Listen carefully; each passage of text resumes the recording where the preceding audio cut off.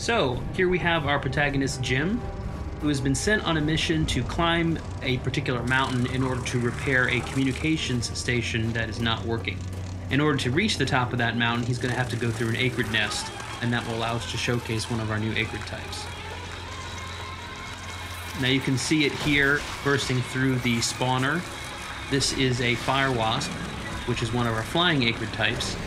And that means that it will not only buzz around you and try to attack you at close range, it also has a long-range attack. Jim is going into cover here in order to protect against some of those long-range attacks and defeat the fire wasps here. Now he's throwing a grenade at the spawner, and we'll follow that up with some gunfire here in order to take it out, and that will allow him to move into the next area. Now we have Jim entering the main portion of the fire wasp nest, and he's going to have to continue taking out the fire wasps. One of them has grabbed him here. This is another example of what we call the struggle mode, which is present with all of these smaller acrid types. And what we really wanted to do here was present something that was not a typical QTE. You will have to bash buttons a little bit, but afterwards, as you can see here, you're actually going to have to aim that reticle, and when it turns red, Jim will attack, and that will help you finish off the enemy. Now we've jumped a section here to the top of the mountain, and Jim is going to get to the bottom of why this satellite dish has stopped functioning. And we can see here in the distance that there's a mysterious figure that appeared to have been fiddling with the station. What the hell? And that is quite a mystery here for Jim. Now he's going to go here and repair, and while he does that, he's going to radio his boss and try to figure out what exactly was going on here. Cronus Actual, this is Peyton. Listen, I don't know how else to say this, but I think we might have a saboteur on the base. Saboteur? Jim, no offense. You're not supposed to go stir-crazy until you've been here at least a year. I'm serious, boss. Somebody was out here. All right, Jim, I believe you. First things first, head into the relay station, raise the satellite dish, and call up the tram. So as we can see, there's something not quite right about the situation, but Jim's got to focus on his mission. He's now pulled the lever that is going to put this communication station back into operation, and we get a nice, cool reveal here of the main portion of the satellite dish.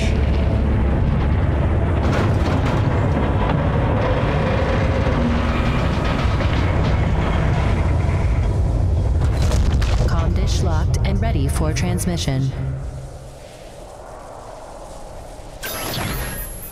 Now that he's restored functionality to the communication station, Jim is going to have to call up his utility rig that he's left at the bottom of the mountain using the built-in gondola system that he's repaired along the way. And this will call his rig up to him so that he'll be able to use it to make some final adjustments, make sure that the base is able to communicate with Earth.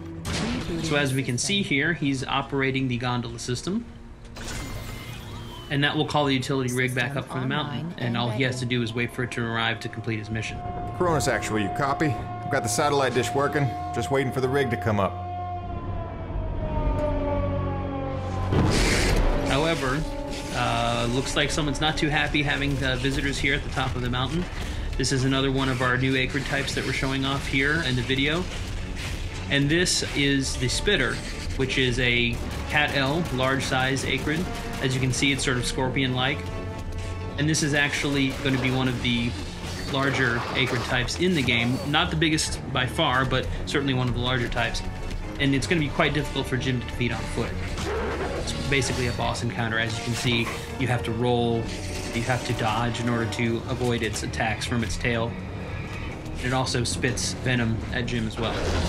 So what Jim is really doing here is he's trying to damage it and really trying to stand up against it, but he knows that his rig is on its way up, and if he can get in his rig, it's going to make this a much more even fight. And so that's definitely what Jim is looking to try to do here. Now, he's hit it enough times and done enough damage that the spitter is going to retreat to its cave. And that's actually good timing for us, because it'll give us an opportunity to buy some time while the rig shows up. And we can see a little bit there from the gondola apparatus, the rig showing up here as we take out a few of these fire wasps. And sure enough, here is the rig that has shown up at the top of the mountain. And now all Jim has to do is get in it, and we're going to try to finish off the spitter that we saw a few minutes ago. Once again, when we jump into the rig in Lost Planet 3, we're back in first person. It's very important for us to sell the perspective and the scale of the rig. It is the largest vehicle we've ever had in the series. And here, Jim is going to use one of the upgrades that you get over the course of the game, which is called the winch. You start with the claw arm on the left side of the rig, and the winch allows you to basically shoot that out. And it will kill smaller enemies with a single hit, as we can see with the fire wasps. And then you can also use it to latch on to larger enemies and draw them in. Now, we can see that the spitter has shown back up. Looks like it's rested a little bit and is wants to get back in the fight. So now we're going to give it something its own size to take on. We can bash using the drill arm, which will help, and then grab on with the winch, as we mentioned earlier, and then we can pull in using the winch, and that will allow us to grab the tail, lift it up, and attack with the drill. Now, important thing to note here, it's hard to tell a little bit from the video, but when you're actually playing the game, all of these things are their own unique controls. So when you grab onto the tail, you've got to use the trigger to grab, you've got to use the stick to lift the tail up, you have to use the right trigger to drill, and you have to aim the drill. So it's not a situation where the game's doing everything for you. We really want you to feel as though you're personally in control of this large rig. Now we've taken the tail off, we've bashed it into submission a little bit, and we're going to try to come in here now to finish it off. So bash it, stun it a little bit, come in, grab with the left trigger, and then we're going to use the drill here in order to finish it off, which is quite a gory and satisfying way to kill the enemy. And there we go. Before we finish out the video here, just going to play one of our cool cinematics here that's going to show a little bit more of the background of some of the characters and also give some hints at some of the mysteries that Jim and the others are facing here on EDN 3.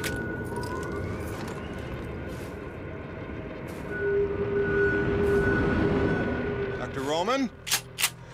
Drop your weapon. Whoa, whoa. Easy now, Doc. Who are you? Where'd you come from? I'm Jim Payton. Just here to check Where up... from? Coronis. What the hell, lady? Where else would I be from? Braddock sent me. I know you. Right. They came down with that creepy fella you don't like, with the big head.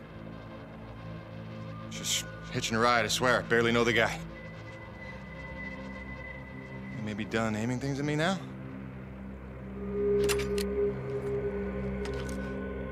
Braddock sent you? I want to make sure you're okay. See if you needed any help. Touching concern after all these months. To what do I owe such an excess of caution? I might ask the same, Shotgun Sally. You've seen it then, haven't you? It? Someone in the distance. Watching. Hard to know what I saw. They say folks start to crack up. Out here in the white too long? Perhaps. Do you feel cracked? Can't say as I do. Then there's something the old man's not telling us. You realize that? Trying not to.